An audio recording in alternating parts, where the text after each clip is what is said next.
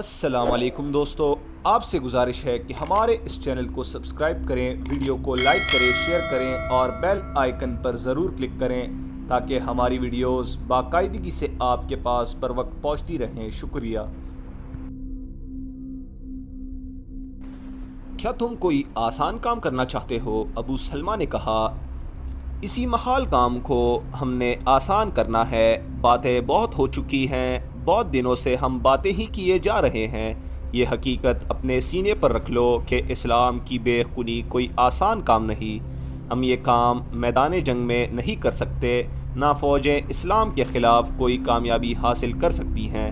میں کہہ رہا تھا کہ کسی قوم کو تباہ کرنا ہو تو اس کی قیادت کو بدکردار اور بددیانت بنا دو۔ لیکن کیسے؟ اسحاق نے کہا، میرا نظریہ بھی یہی ہے کہ اب باتوں کی بجائے کوئی عمل کیا جائے۔ کردار میں بدی خوبصورت عورتوں سے پیدا ہوتی ہے یا شراب سے؟ ابن داؤد نے کہا، مسلمان شراب نہیں پیتے۔ کیا تم نے دیکھا نہیں تھا کہ ایک روز رسول اللہ صلی اللہ علیہ وسلم نے اعلان کیا کہ آج سے شراب حرام ہے، تو پانی کی طرح شراب پینے والے اہل اسلام نے اسی وقت شراب کے مٹکے اور شراب کی سورائیاں باہر گلیوں میں انڈھیل دی تھی۔ وہ پیالے توڑ دیے تھے جن میں وہ شراب پیتے تھے۔ ہم تو یہودی ہیں، شراب نہیں پیتے۔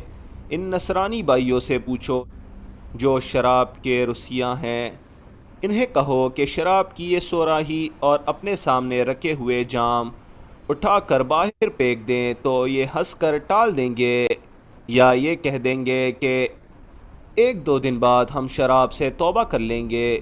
یہ توبہ نہیں کریں گے، لیکن مسلمانوں نے آنے واحد میں توبہ کر کے دکھا دی اور شراب کو ام الخبائث قرار دیا۔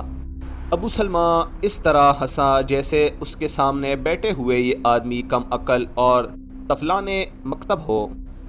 مسلمان نے شراب چھوڑ دی ہے؟ ابو سلمہ نے کہا، عورت کا نشہ برقرار رکھا ہے۔ ایک آدمی، خصوصاً سرداروں نے کئی بیویاں رکھی ہوئی ہیں اور خوبصورت اور جوان لڑکیوں کی تلاش میں رہتے ہیں۔ یہ نہ بھولو کہ خوبصورت اور جوان لڑکی ایک ایسی طاقت ہے جس نے بڑے بڑے جابر اور جنگجو بادشاہوں کے تاج اپنے قدموں میں بچھا لیے ہیں۔ ہم مرد کی اس کمزوری کو استعمال کریں گے، اور یہ بھی دماغ میں بٹھا لو کہ جو لذت بدی میں ہوتی ہے وہ نیکی میں نہیں ہوتی۔ مسلمان اپنے رسول صلی اللہ علیہ وسلم کے اس وعدے پر نیک اور پاک ہو گئے ہوں گے کہ اگلے جہان انہیں جنت میں داخل کیا جائے گا، جہاں حسن و جمال والی حوریں ملیں گی اور شہد سے میٹھی شراب ملے گی۔ ہم ان لوگوں کو دنیا میں جنت دکھا دیں گے۔ بات آپ کی درست معلوم ہوتی ہے، ایک نصرانی نے کہا، لیکن مسلمانوں پر جنگ و جدل کا جنون طاری ہو چکا ہے۔ یوں پتہ چلتا ہے جیسے ان کا کسی اور طرف دھیان ہی نہیں کرنا ہے۔ تو یوں کرے کہ یہودی اور نصرانیوں کو تیار کریں کہ وہ ظاہری طور پر اسلام قبول کر کے ان کی فوج میں شامل ہو جائیں اور میدان جنگ میں انہیں دھوکہ دیں اور ان کی شکست کا باعث بنیں۔ لیکن مجھے یہ کام بھی کچھ آسان نظر نہیں آتا، کیونکہ ان مسلمانوں میں صرف جوش جہاد اور شوق شہادت ہی نہیں بلکہ ان پر جہاد کا جنون طاری ہے۔ میدان جنگ میں اگر ان کا آدھے سے زیادہ لشکر بھی مارا جائے تو باقی لشکر بھاگتا نہیں بلکہ پہلے سے دگنی طاقت استعمال کر کے اپنے مرے ہوئے آدھے لشکر کی کمی پوری کر دیتا ہے۔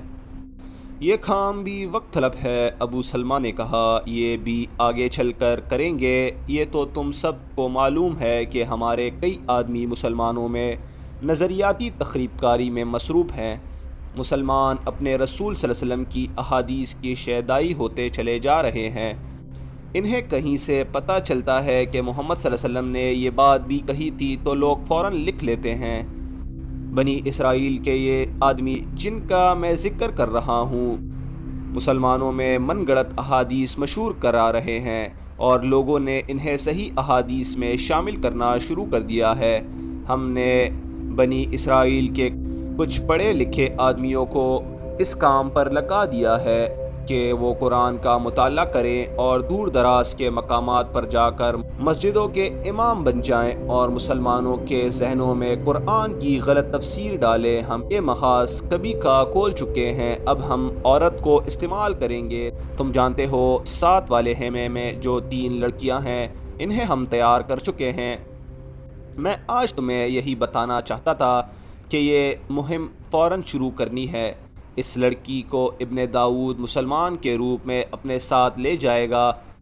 ذرا ٹھہرو، میں اس لڑکی کو یہیں بلاتا ہوں، تم سب اس کے ساتھ باتیں کر کے مجھے بتانا کہ یہ لڑکی یہ کام کر سکے گی یا نہیں، اور ہم نے اسے جو تربیت دی ہے وہ اس نے ذہن نشین کر لی ہے یا نہیں۔ فوراً بعد ایک دلکش جسم والی لڑکی خیمے میں داخل ہوئی۔ اس کے نقش و نگار میں مسحور کن جاذبیت تھی اور اس کے چلنے کے انداز میں بھی جادو کا سا اثر تھا۔ بنت یامین، ابو سلمہ نے اس لڑکی سے کہا، اس وقت سے تم مسلمان ہو اور تمہارا نام یہی ہوگا، تم ایک مسلمان کی بیوی بننے جا رہی ہو۔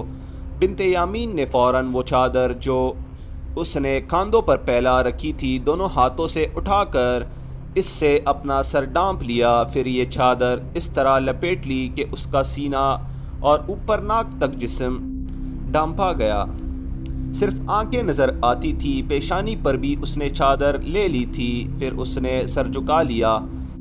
خیمے میں بیٹھے ہوئے ہر آدمی نے اس کے ساتھ کوئی نہ کوئی بات کی۔ لڑکی نے ہر بات اور ہر سوال کا موزوں جواب دیا، اور جواب دینے کا انداز ایسا تھا جیسے وہ شرم و حیا سے مری جا رہی ہو۔ پھر اس سے پوچھا گیا کہ ایک مسلمان کی بیوی بن کر وہ کیا کرے گی۔ اس نے جو تربیت حاصل کی تھی اس کے مطابق تفصیلی جواب دیا۔ میرے ساتھ زیادہ باتیں نہ کریں، بنت یامین نے کہا، آپ کے تمام سوالوں کے جواب میرے عمل سے ملیں گے جس کے لیے میں بالکل تیار ہوں۔ ابو سلمہ نے اسے اشارہ کیا کہ وہ چلی جائے۔ اس نے فوراً سر سے چادر اتاری اور پہلے کی طرح کاندھوں پر پھیلا دی اور اٹھ کر باہر چلی گئی۔ کیا خیال ہے؟ ابو سلمہ نے اپنے ساتھیوں سے پوچھا۔ باتوں کی حد تک لڑکی ہوشیار معلوم ہوتی ہے، اسحاق نے کہا۔ اس خیمے میں تو اس نے ہمیں مطمئن کر دیا ہے، دیکھنا یہ ہے کہ مسلمان کے خیمے میں جا کر کیا کرے گی، یہ کیا کر سکے گی۔ اتنی حسین لڑکی کسی بھی مسلمان پر جادو کی طرح چاہ سکتی ہے، ابو سلمہ نے کہا۔ میں تمہاری ہر بات سے اتفاق کرتا ہوں، ابو سلمہ، ایک نصرانی نے کہا۔ ہمیں خوش فہمیوں میں مبتلا نہیں ہونا چاہیے۔ میں چاہتا ہوں کہ اپنے پچھلے ناکام تجربوں کو سامنے رکھیں۔ مسلمانوں کے خلاف ہماری ہر سازش ناکام ہوئی ہے۔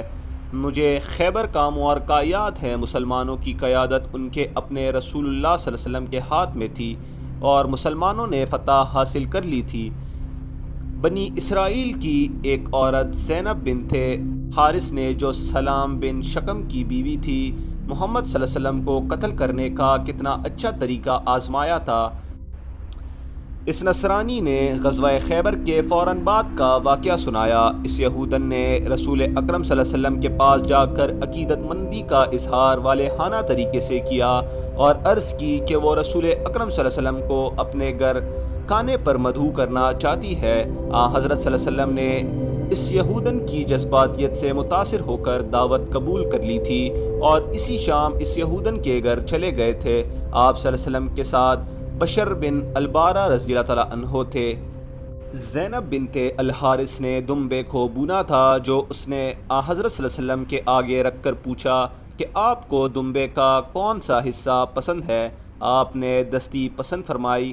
زینب نے دستی کاٹ کر آپ کے آگے رکھ دی۔ بشر بن البارہ رضی اللہ تعالیٰ عنہ نے ایک بوٹی کاٹ کر منہ میں ڈال لی اور چبانے لگے۔ رسول اکرم صلی اللہ علیہ وسلم نے ایک بوٹی کاٹی اور منہ میں ڈالتے ہی اگل ڈالی اور فرمایا، ابن البارہ، اس گوشت میں زہر ملا ہوا ہے۔ بشر بن البارہ بوٹی چبا رہے تھے جو انہوں نے اگل تو دی، لیکن زہر لعاب دہن کے ساتھ خلق میں اتر چکا تھا۔ اے یہودن، حضرت صلی اللہ علیہ وسلم نے بنت الحارث سے فرمایا، خدا کی قسم تو نے اس گوشت میں زہر ملایا ہوا ہے۔ آپ صلی اللہ علیہ وسلم غصے سے اٹھے تو یہودن نے فوراً تسلیم کر لیا کہ اس نے اس گوشت میں سریع الاثر زہر ملا رکھا ہے۔ دوستو آج کی قسط کو یہیں پر اختتام پذیر کرتے ہیں، اگلی ملاقات میں پھر یہاں سے حاضر ہوں گے، تب تک کے لیے اللہ نگہبان۔